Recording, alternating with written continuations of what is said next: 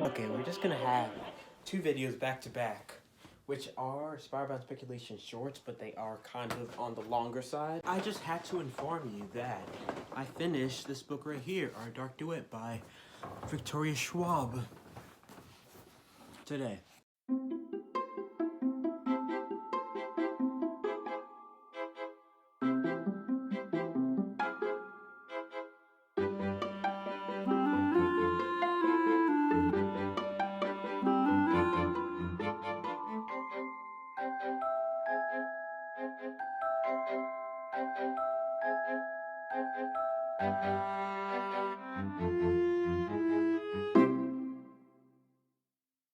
Thank you audiobook that I found for this book. It sped up things a lot. I literally listened to like 2 times speed most of this book.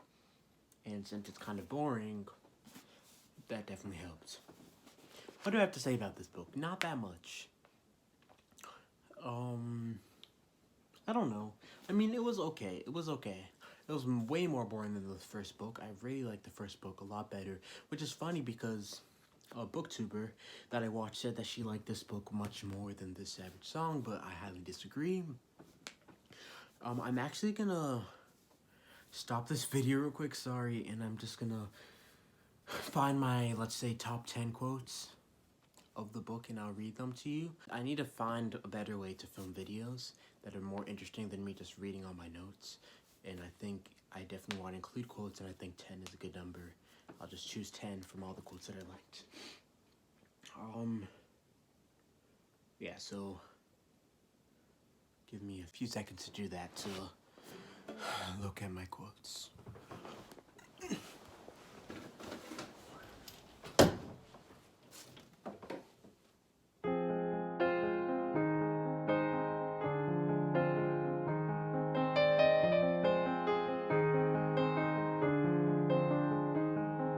Sorry, before we start, honestly, I don't ship it at all.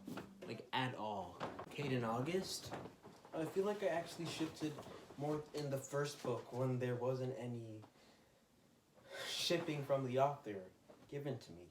I mean, they just kissed once and that's it, and it was like they laughed. So it's real weird. I need to start off with that because that's kind of odd. Ha, no pun intended, because the initials are Our Dark Duet, so ODD. So it's basically odd. What I read was odd. The book that I'm reading is odd. Okay. I didn't quite get 10, I believe, but I had 1, 2, 3, 4, like 4.2, 4.3, 4.333. Let's say 4.25 pages of notes. Okay. I like the dedication. Of course, I can't remember it, so let me look it up.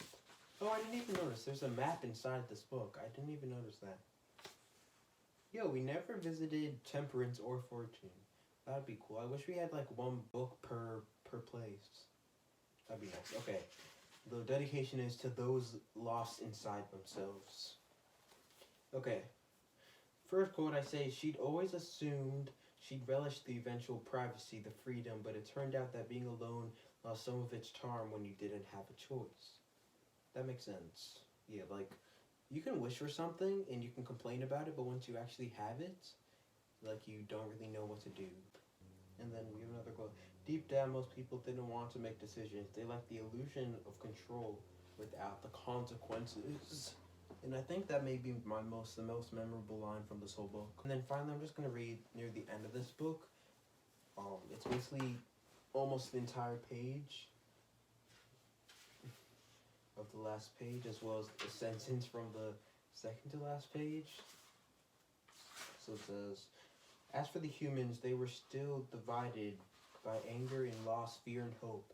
Progress was being made, but August was coming to realize that there would always be cracks in the surface, shadows in the light, 100 degrees of grays between black and white. People were messy. They were defined not only by what they'd done, but by what they would have done under different circumstances, molded as much by their regrets as their actions, choices they stood by and those they wished they could undo. Of course, there was no going back. Time only moved forward, but people could change, for worse and for better. It wasn't easy, the world was complicated, life was hard, and so often living hurts. Why did Kay have to die? Like, I honestly don't feel that much for her. I mean, I do. I mean, yeah, I liked her in the first book much better. And when she died, I'm like, okay. And maybe that makes me heartless, but like, I guess I'm fine with that. You can quote me on that. Recently, two books I've read that have characters that die, like at the end, This Is Where It Ends, as well as Our Dark Duet, and like neither one I didn't feel that much for. I'd probably say, meh. I was gonna say that I felt more for Kate dying, but like not really. I mean, yeah. And plus I've had her for like 2 books, so that's even worse really. Yeah. But yeah, Our Dark Duet was mediocre. It wasn't the best at all. But like, it wasn't bad either. I can't even remember what I rated this Savage Song. But I'm actually thinking of rating it higher. And honestly, I'm kind of thinking it's one of the favorite books that I've read. Only because it was like so interesting. Trying to figure out everything. The characters were great. The plot was great. Extremely enticing. Just wait for that video to come out. I don't want to rate this Savage Song right now. But, Our Dark Duet. Just put it in my book chest. And now I'm gonna, before I do that, what will I remember this book for? I remember this for the most anticlimactic ending I've ever read. It may also be just like an internal psychological problem in my book. Recently I haven't really been feeling a lot in general. So maybe that's why it didn't hit hard. Or maybe because I just wasn't devoted enough to the text and didn't care enough to like really decipher what the author was actually trying to say, and kind of just read the words on the page, kind of. Yeah, I don't know. I'll remember this for having an unmemorable ending, I guess. The book I'm currently reading is called How Do You Get Your Ideas? It's a book about writing. Where do you get your ideas? Excuse me. And yeah, it's a book about, it's the subtitle or whatever is The Writer's Guide to Transforming Notions into Narratives. I got this at the library book sale. It was like, I don't know, $1, I believe, or $2. And I've been reading this. I only read the first 2 chapters, but right now it just keeps, like, I don't know, kind of repeating the same thing. Basically, just be aware of your surroundings and look around for inspiration and ask questions, essentially. That's all I've learned from this so far, but hopefully it'll progress and improve. Okay. Rating for Our Dark Duet. I don't know, like I don't know, it was just boring. Honestly, like my least favorite book up to this point that I've read for Inspired by Speculation is Eliza and Her Monsters. I felt like that was also very boring, but I feel like this was actually more boring, or like more confusing, I guess. And like I was never really devoted to Eliza and Her Monsters, but I kind of was like at a specific part, I guess. Nah. Or maybe I just have to watch my Eliza and Her Monsters video so I can actually like find out if I actually hated it as much as I think I hated it. That's what's so great about these videos. Okay, anyway, out of 10. It was odd. Get the reference, get the pun.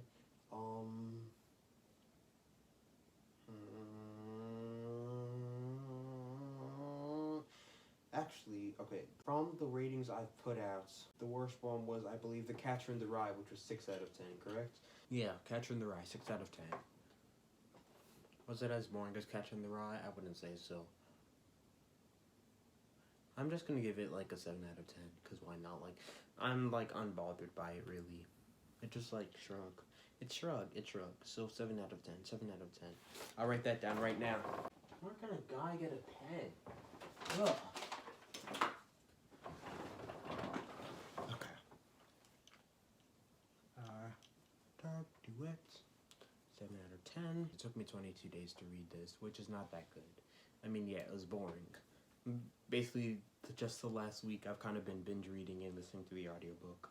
Because I literally just wanted to get it over with because it was so boring and I wanted to start another book, which I have yet to do. I mean, I started Where Do You Get Your Ideas like 2 days ago while I was still reading Our Dark Duet, so. Okay, 7 out of 10, Our Dark Duet. Done with the Monsters of Verity series. I'm planning on potentially reading more Victoria/V.E. Schwab in the future. So I use receipts as bookmarks, and I realized that this tiny book that I got for The Outsiders by S.E. Hinton was literally $11, and that's extremely expensive. So I'm actually thinking of returning it because I want $11 back. There's like way better books I can get for $11. Oh, also, guess what? Now I have a whole entire column devoted to Spider-Man speculation books. So that's cool. I didn't realize this video was so long, like 15 minutes, 14 minutes. But thanks so much for watching. Yeah, this was mediocre. I hope Where Do You Get Your Ideas is gonna become a little more interesting as I progress. I'll see you next in the you know what I'm trying to say.